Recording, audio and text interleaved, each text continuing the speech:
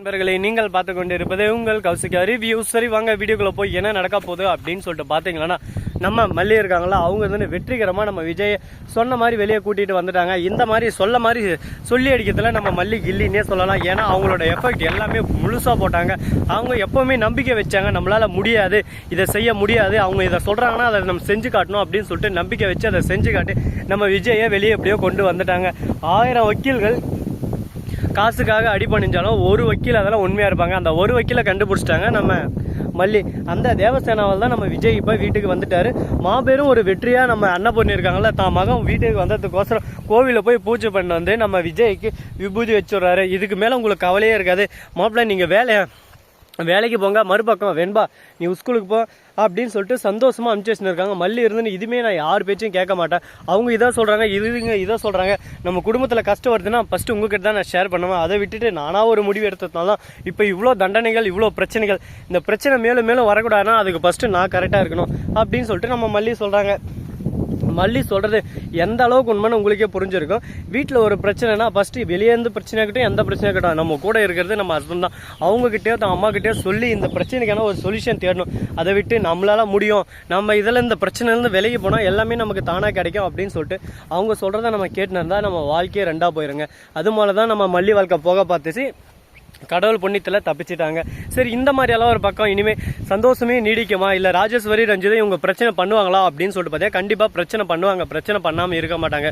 நம்ம கதிரேசன் அப்படியே சும்மா கொலை வெறியில் இருக்காங்க. எதுக்காக அப்படின்னு சொல்லிட்டு பார்த்தீங்கன்னா, நான் எந்த அளவுக்கு கஷ்டப்பட்டு எஃபெக்ட் போட்டேன் இந்த மல்லியும் விஜயும் பிரிக்கிறதுக்கு. மறுபக்கம் என் வெண்பா என்னோட பேத்தி என் கூடயே இருந்தா, ஆனால் திரும்ப கூட்டின்னு போயிட்டாங்களே, இதை நான் இப்படியே விட மாட்டேன்.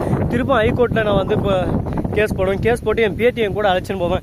நீ எல்லாம் நல்ல மனுஷனாக இருந்தா உனக்கு உன் பேத்தி ரொம்ப முக்கியம்னா, தான் பேத்தி எங்கே ஆசைப்படுறாளோ, எனக்கு விஜயை பிடிக்காதுன்னு கூட வச்சுக்கலாம், ஆனால் தான் பேத்தி சந்தோஷமாக இருக்கிற இடம் தான் தனக்கு சந்தோஷம் அப்படின்னு சொல்லிட்டு நினைக்கிறான். பார்த்தியா, அவன் தான் உண்மையாக பாசம் வச்சிருக்கான். நான் மட்டும்தான் பாசம் வச்சிருக்கேன். என் கூட இருந்தால் மட்டும்தான் அந்த பாசம் நீடிக்கும். வேற யாரு கூட இருந்தால் அந்த பாசம் இருக்காது. உனக்கே பிடிச்சிருந்தாலும் அந்த இடத்துல நீ இருக்கக்கூடாது. உங்கள் அப்பாவே இருக்கட்டும், யாரானா இருக்கட்டும், இந்த தாத்தா தான் உனக்கு எப்பவுமே அப்படின்னு சொல்லிட்டு நினைக்கிற எண்ணம் வந்து கேடு கெட்ட எண்ணங்க. பாசம் இருக்கலாம், தப்பு இல்லை, ஆனால் எல்லாமே ஒரு லெவலுக்கு தான். அவங்க வந்து இப்போ பாசத்துக்காக போராடல, அவங்களோட கௌரவத்துக்காக. தான் மகளை இறந்த டைம்லேயே ஊர் ஜனம் என்ன பேசும், அவங்க முன்னாடி என் பேத்தியை நான் கூட்டினது என் கூடயே வச்சுக்கணும் பாத்தியா அப்படின்னு சொல்லிட்டு காட்டிக்கணும் அப்படின்னு சொல்லிட்டு ஒரு திமிரு அகங்காரத்தில் தான் ஆடின்னு இருக்காரு நம்ம கதிரேசன். இந்த கதிரேசனோட ஆட்டம் முடிவுக்கு வருமா, இந்த பிரச்சனை என்னென்ன நடக்க போகுது அப்படின்னு சொல்லிட்டு தெரியாமல் பரபரப்பாகவே ஒரு பக்கம் போயின்னு இருக்கு. இந்த பரபரப்பான நிகழ்ச்சிக்கு நடுவில் வேற ஏதான முக்கியமான விஷயங்கள் வந்தால் என்ன நடக்கும், எப்படி இந்த பிரச்சனையெல்லாம் நம்ம சால்வ் பண்ணலாம் அப்படின்னு சொல்லிட்டு நிறைய விஷயங்கள் எல்லாம் இருக்குங்க. எல்லாத்தையும் நம்ம பார்த்து தான் ஆகணும்.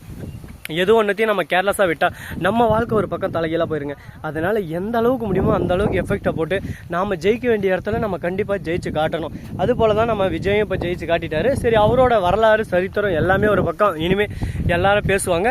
அந்த மாதிரியெல்லாம் ஒரு பக்கம் போயிட்டு இருந்தாலும் அதே சமயத்தில் மறுபக்கம் என்ன நடக்குதுன்னு சொல்லிட்டு பார்த்தீங்கன்னா, நம்ம வெண்பா இருக்காங்கல்ல, ஸ்கூலுக்கு போகிறாங்க. அந்த சமயத்தில் திடீர்னு ஒரு கார் வருது, வந்து நிஷா நிறுத்துறாங்க. வெண்பா வந்துட்டு நம்ம போயிடலாம், நீ சொன்னல ஃபாரினுக்கு வரேன் அப்படி இப்படின்னு சொல்லிட்டு கதிரேசனும் ஒரு பக்கம் நிஷாவும் கூப்பிட்றாங்க. வரமாட்டேன்னு சொல்லிட்டு சொல்கிறா. உடனே நான் வரல, நான் தூக்கின்னு போயிடுவேன், என் பேத்தி ஏன் கூட மட்டும் தான் இருக்கணும் அப்படின்னு சொல்லிட்டு கதிரேசன் தூக்க பார்க்குறா. அந்த சமயத்தில் மாசு மரணம் டப்பு தரணும் அப்படின்னு சொல்லிட்டு நம்ம அர்ஜுன் அந்த இடத்துக்கு வராரு. யார் நீங்கள் அப்படின்னு சொல்லிட்டு கேட்குறாங்க. இவன் என்னோட பேத்தி அந்த பாப்பா கிட்ட கேட்குறாங்க. உடனே இவங்க தாத்தா தான், ஆனால் இவங்க என்ன கருத்தின்னு போக பார்க்குறாங்க. என் அப்பா கிட்ட இருக்கூட மாட்டேன்றாங்க. இப்போதான் எங்கள் அப்பாவை ஜெயிலில் போட்டாங்க. ஜெயிலில் போட்டு எங்கள் அப்பாவை அங்கேயே இருக்க வச்சிடலான்னு பார்த்தாங்க. ஆனால் அதிலேருந்து எங்கள் அப்பா தப்பிச்சு வெளியே வந்தார். இப்போ என்ன எப்படியாவது இழுத்துன்னு போகணுன்னு பார்க்குறாங்க. நீங்கள் தான் அங்கிள் எப்படியானே நான் காப்பாற்றணும் அப்படின்னு சொல்லிட்டு சொல்கிறாங்க. உடனே நீ எதுக்கும் கவலைப்படாதம்மா, நான் இருக்கிற வரையும். இப்போ நீங்கள் இந்த இடத்த விட்டு போகல, அடுத்த செகண்டே இங்கே போலீஸ் வரும் அப்படின்னு சொல்லிட்டு மிரட்ட ஆரம்பிக்கிறாங்க. டே நீ யாரா சுண்டக்கா பையன், என்ன மிரட்டத்துக்கு, என் வயசு என்ன, என்னோட சொத்து மதிப்பு என்னன்னு தெரியுமாடா, ஃபர்ஸ்ட் நான் யாருன்னு தெரியுமாடா அப்படின்னு சொல்லிட்டு கதிரேசன் கேட்க, கதிரேச தம்பி நான் யாருன்னு தெரியுமா, நான் தான் ஜட்ஜு அப்படின்னு சொல்லிட்டு சொல்கிறாங்க. எந்த கோர்ட்டில் தம்பி காமெடி பண்ணுக்கிறியா, நீ சொன்னேன் ஹைகோர்ட்டு போயிட்டு இப்போ கேஸ் போட போகிறேன்னு, அந்த கோர்ட்டோட ஜட்ஜை நான் தான்டா. இதுக்கு மேலே அந்த கேஸ் இந்த பக்கம் மன்னிச்சு வச்சுக்கா, ஓட அடிச்சு விட்ருவோம், ஒழுங்கு மரியாதை கிளம்பிடு, உன் இஷ்டத்துக்கு உன் இஷ்டமாக இருக்கு, நீ ஆடினு இருப்பா, அதெல்லாம் பார்த்துட்டு பொறுமையாக இருக்கணுமா. நாங்கள் அந்த பிள்ளைக்கு அந்த குழந்தைக்கு எங்கே பிடிக்குதோ அந்த இடத்துல தான் அந்த குழந்தை வளரும். அதை விட்டு நான் தான் வளர்ப்பேன், நான் தான் கிழிப்பேன் அப்படின்னு சொல்லிட்டு ஏதாவது ஆட்டம் போட்டு தெரிஞ்சிருந்தேன் உன்னை அவ்வளோதான் வச்சுக்க, பொழந்து கட்டி விட்டுருவேன், கிளம்புடா அந்த பக்கம் அப்படின்னு சொல்லிட்டு நம்ம கதிரேசனா ஒரு பக்கம் அர்ஜுன் மிரட்டி விட்டுறாரு. உடனே நம்ம வெண்பாவை அழகாக ஸ்கூலில் கூட்டின்னு போய் அழைச்சி விட்டுறாங்க. விஜய்க்கு நம்பர் கேட்குறாங்க. விஜய் கான்டாக்ட் பண்ணி எல்லா டீட்டெயில்ஸும் சொல்கிறாங்க. அந்த மாதிரி எல்லாம் நடந்துச்சு, கொஞ்சம் கேர்ஃபுல்லாக பார்த்துக்கோங்க, யாரையும் இந்த காலத்தில் நம்ப முடியாது அப்படின்னு சொல்லிட்டு சொல்கிறாங்க. உடனே நம்ம விஜய்க்கு செம்ம கோவம், இப்பயே போய் நான் இதானே பண்ணுறேன், இல்லை அவசரப்படாதீங்க, எது ஒரு நம்ம நிதானமாக பண்ணணும், எது ஒன்றுமே நம்ம பாஸ்ட்டாக கோவத்துக்கு நம்ம கையாளணும்னா நம்ம கையை மீறி போயிடும் அப்படின்னு சொல்லிட்டு எடுத்து சொல்லிருக்காங்க. இது என்ன உண்மைதான். ஸோ நண்பர்களே, இந்த வீடியோ பிடிச்சிருந்தா லைக் பண்ணுங்கள், கமெண்ட் பண்ணுங்கள், ஷேர் பண்ணுங்கள், டிண்டிங் மேலே தட்டி விட்டு போங்க. அப்போ தான் நான் போகிற அடுத்தடுத்த வீடியோ உங்களுக்கு உடனுக்குடன் நோட்டிஃபிகேஷனில் வந்து கொண்டே இருக்கும். மிக்க நன்றி, தேங்க்ஸ் ஃபார் வாட்சிங், டாடா, see you, நன்றி, வணக்கம், வந்தனம், வருக தருக.